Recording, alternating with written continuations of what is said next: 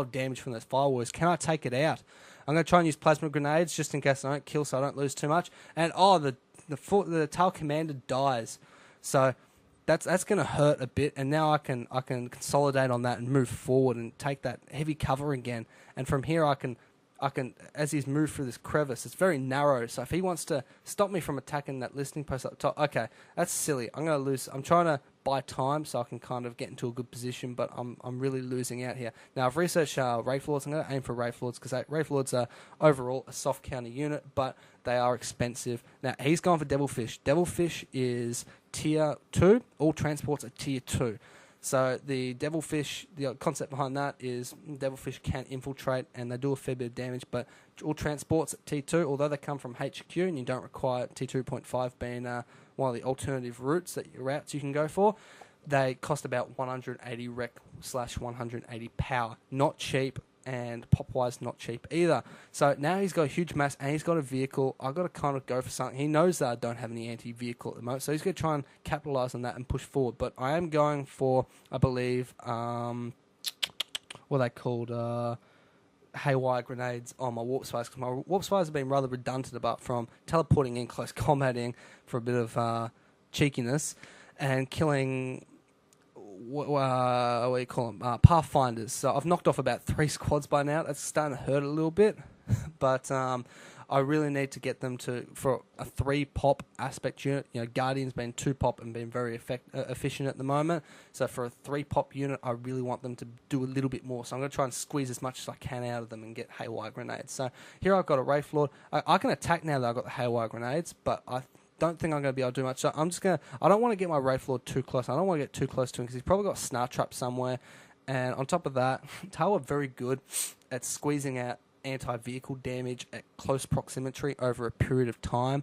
It's all about the more that you can squeeze out. So Wraith Lords, being a very close combat orientated, obviously, unit, I have to get in close. So that means he can punish me if I get in too close and go too gung-ho. Now here I'm going a bit too gung-ho too, so I'm going to try and step back. I want to take this heavy cover again. Hopefully now I can stop him from moving forward. Now, I really want to put up a webway here to get the benefits of the healing, because webway, I've researched the healing webway research.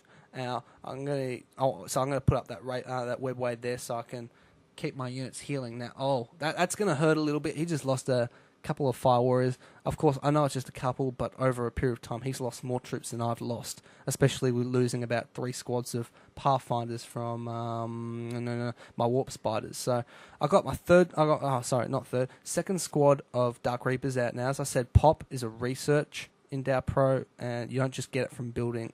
I don't know what I was trying to do there. You don't just get from building a webway. You've got to actually research something on it. If I click on the webway, you'll see what I mean. There's 2 researches, one for vehicle, one for infantry. So I've gotten one, so I've got 13 pop. That allows me from the 10 to get another aspect, but I don't know. I think I lost a Guardian squad somewhere along the line, maybe. Yeah, I think I did.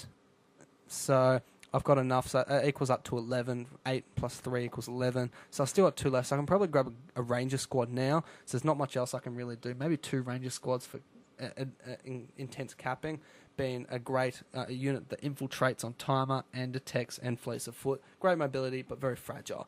So I can use it to cap the map and run away quickly, and also scout.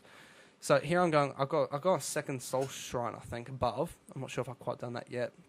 I think I have, and here I'm putting I'm going to cancel that because it's not close enough to the... I don't think it's close. It might be, but I don't think it's close enough to the webway to get cloak benefits. So I'm going to put it a bit closer there, and I've pumped out... Yeah, there's my Ranger squad.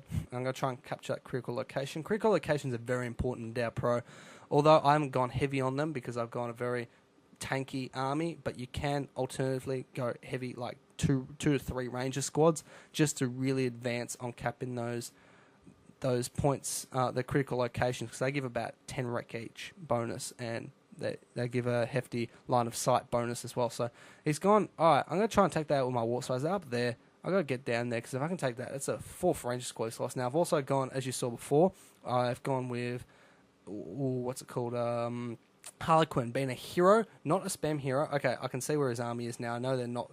I thought maybe for a second when I saw the red that they were going to attack down there. Turns out they're not, though it kind of seems what's the word? Pathetic. There's a better word for it, but pathetic that he would just attack with a Pathfinder squad down there, and he just lost him. But I believe he has got a stealth suit squad down at the middle point as well, or perhaps in my base almost. He's about to attack.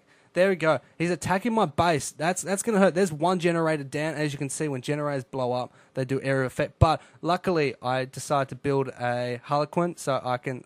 stealth suits are permanently infiltrate. No timer or anything. Sorry, pardon me. So the Harlequin has stopped him, but he's going to take it. Okay, as I say, as you can see, look, almost ripped out. He's almost in about half a second. They've almost ripped out one Ranger. Now here, I'm in a bit of a position. He's got a broadside squad there, and he's just going to keep picking me off, and he's using the Tal Commander war gear to get an infiltration kind of look in. Oh, not infiltration, a line of sight benefit, because Tal Commander, the war gear, can either complement a more of a mobility or damage role, or it can be more of a support role, being detection and line of sight. And it's pretty good when you got a really big Fire Warrior army, which he's gone for. He hasn't gone with Kroot because I've got the Warp Spider squad, and I went with that early, so it wouldn't have been all that efficient unless he got Krootox. And to get Krootox, he needs at least 2 squads, because to get Broadside, you need at least 2 squads of Fire Warriors. To get Krootox, you need at least 2 squads of Kroot. So the idea is you can't just cross over. If you could cross over, it will be unfair, as both Krootox and Broadside cover 2 different sides of the complementary army spectrum.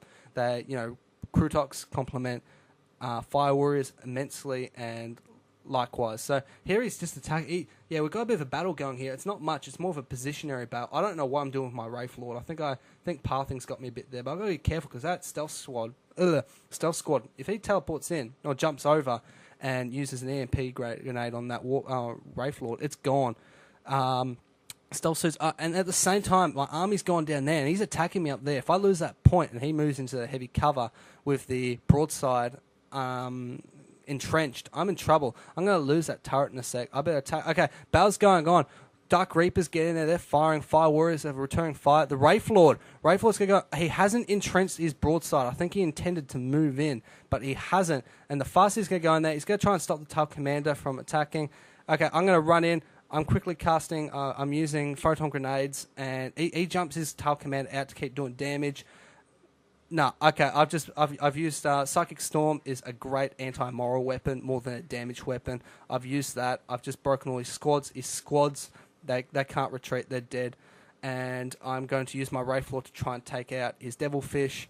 Warp Spiders teleport in, EMP grenade finally, and that's it. He can't move. Yep, that's a good game. He quits. So that, as you can see, that Pro, very positional, a lot of strategy involved, and especially a lot of thought into how you construct your army.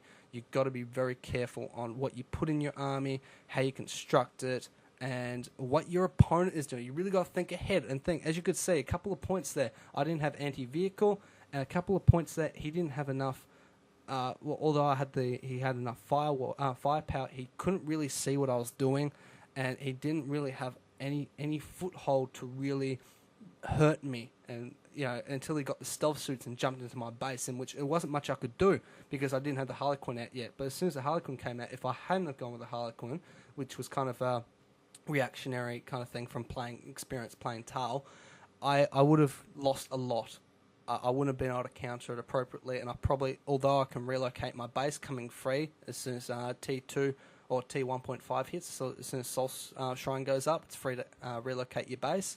I could have relocated, but when in Dow Pro, when buildings are relocating, they suffer about twice as much damage as per usual.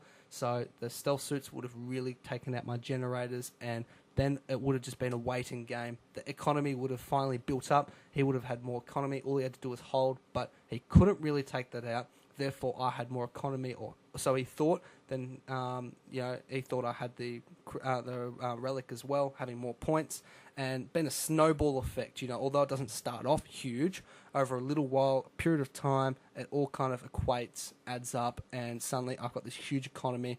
Dow Pro is not similar to Soulstorm, in which a correct move can really compensate for a lot. Although it can in Dow Pro, but when